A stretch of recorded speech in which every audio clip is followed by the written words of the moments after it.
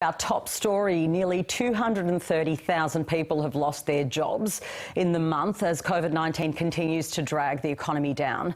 Brendan O'Connor is the Shadow Minister for Employment and Industry and he joins me now. Brendan O'Connor, welcome. Good afternoon, Patricia. Scott Morrison has warned more Australians will likely lose their jobs after the unemployment rate jumped to 7.1%, and that this is a recession that we shouldn't have had to have. It's a play on words, really, that originally, of course, was used by Paul Keating. That's the case, isn't it? This is a recession that was not of Australia's making. It's a health event. And our job is to improve, where possible, the government's response. We've worked with the government. There's nothing the government has sought to enact in the parliament in relation to this matter that we haven't voted for.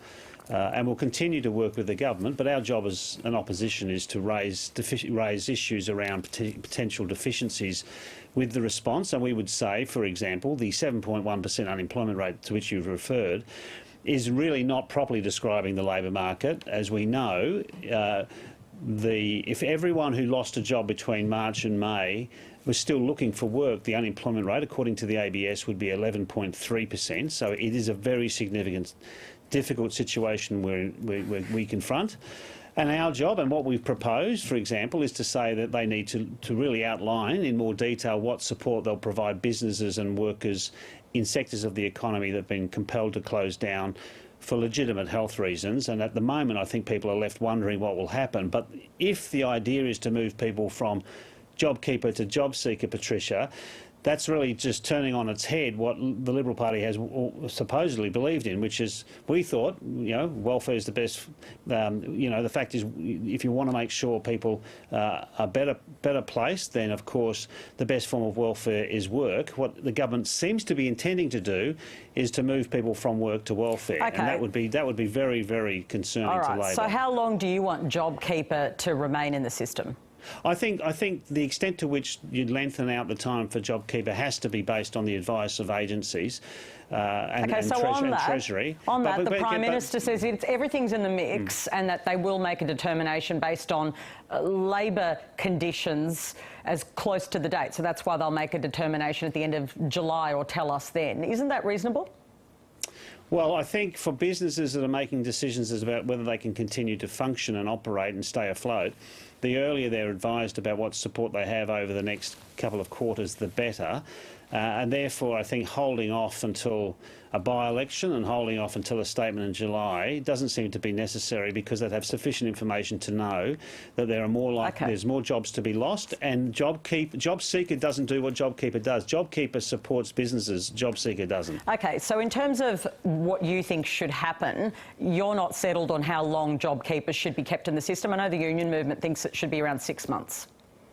Well, certainly I think certainly they should be considering the last quarter of the year, and of course I accept the proposition you need to revise some of these matters, because there are some imponderables in terms of, for example, are you easing restrictions or are you not? When will the internal borders be open? I think these are reasonable, and I therefore accept that the government has to consider these things. But I think it's pretty clear now, with the unemployment really being around 11.3% according to the ABS, if people are still looking for work, that businesses may not last until the end of September if they have no sense that that they're going to be able to be provided support, and that's what worries Labor. So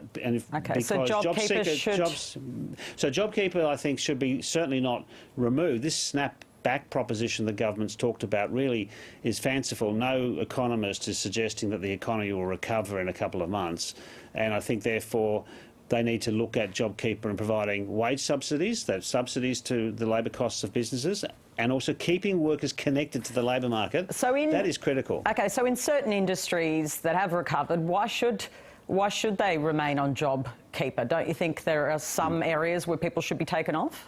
I think you can revise the application, but we've always believed that they left too many people out. We're still paying people on JobSeeker, but they've lost. So you do accept that some people should come off JobKeeper? Well, I think you could examine the labour market, and in areas where, for example, businesses are not shut down and the impact of the pandemic is not great, then certainly you can recast the way in which you provide support. But ironically, the areas which have been forced to shut down, for example, have the highest proportion of ineligible workers, namely casuals, and therefore they're getting less support. So food, accommodation and tourism have a high proportion of casuals that are ineligible for JobKeeper. So even there are design faults already with the existing arrangements, which I think the government should have attended to. They're not, and now we're worried that they're going to shut it down at the end of September. And that would be devastating for the economy and businesses and workers. When it comes to job seeker, the unemployment benefit, sometimes these words are tricky, but the unemployment benefit, do you want it to remain double, and for how long? Well, again, I think we've always thought that New Start was too low, and we'll certainly await what the government seeks to do in terms of proposing what they might do insofar as changing it. I think it's very hard to return to the levels of New Start. People just were not able to survive properly. So I'd like to hear from the government as to what they propose to do beyond September in terms of Again, the union movement says it should be left double for another 6 months. What's your view? Well, again, I would like to hear the government's rationale. Labor hasn't.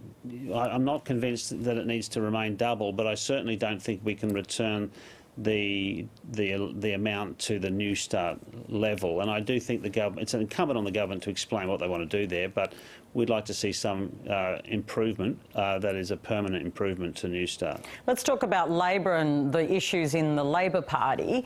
Did you know about the branch stacking? You're a Victorian. Surely you had a hunch? Well, look, I think branch stacking happens in all parties. Not like this.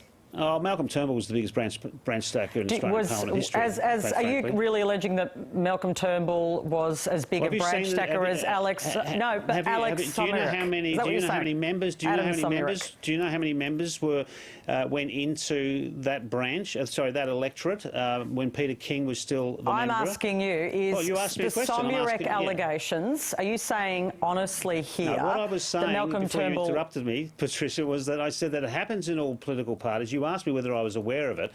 I know it does happen. Frankly, I was shocked at the scale of the allegations. Insofar as the allegations are concerned, I was shocked at the scale of it. Did you have a hunch, though, I asked you? I said I think I'm aware that sometimes people act in contrary to the rules. I was shocked at the scale of the operation according to the allegations that have been made. Look, I've never spoken to Mr. Someric in my life, for example. I'm not aware of I've not dealt with the person. I was surprised by the scale of the operation according to the allegations that have been made. And I'm very glad that the Labor leader and the Victorian Premier acted swiftly to do what they did. It was correct. There's a report out this afternoon. Former Andrews Government Minister Adam Someric has actually told Nine News that federal Labor MP Anthony Byrne taught him everything he knew about branch work, and says that he's worried for Mr. Byrne's mental health. Well, I'm not sure what you want me to say to that, other than I would be concerned if people are under some pressure. I'm not sure what's the case there. Well, he's making an allegation about Anthony Byrne's mental health. Well, I'm not sure what expertise Mr. Someric has to make such comments, and I'm very sensitive. I mean, on those sorts of issues, I'd be very careful what I would be saying publicly on those things. Again, I've never spoken to Mr. Someric. OK, you haven't spoken to him, but he apparently controlled a quarter of votes in Victoria. Isn't that disturbing? That's the allegation. And if in any way that's the case, then of course that's why the National Executive has moved so swiftly to deal with this matter, and I support the decision made by the Victorian Premier, the Labor leader, and indeed the National Executive of the Australian Labor Party. How did things get so broken in Victoria? Well, as I say, I think there's an audit now being undertaken. The Labor leader spoke about these issues this morning. We've responded to these matters. It's really now we've appointed Stephen Bracks and Jenny Macklin to assist in dealing with the audit. And until that has happened, I can't even. I mean, there's allegations that are being made. I'm not sure the extent to which those are accurate, but we'll find out more, because I certainly trust Steve Bracks and Jenny Macklin to deal with this matter appropriately. Labor leader Anthony Albanese says he's counselled backbench MP Anthony Byrne over the content of these dozens of text messages and conversations that have been leaked as what looks like political payback for this link to this anti-corruption inquiry.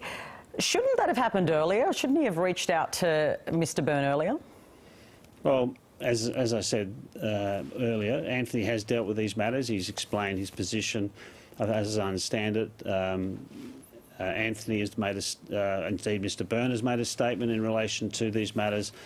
I'm not aware of these things until I saw them in the newspapers, and we have set up a process which I think is quite right. We've done so swiftly.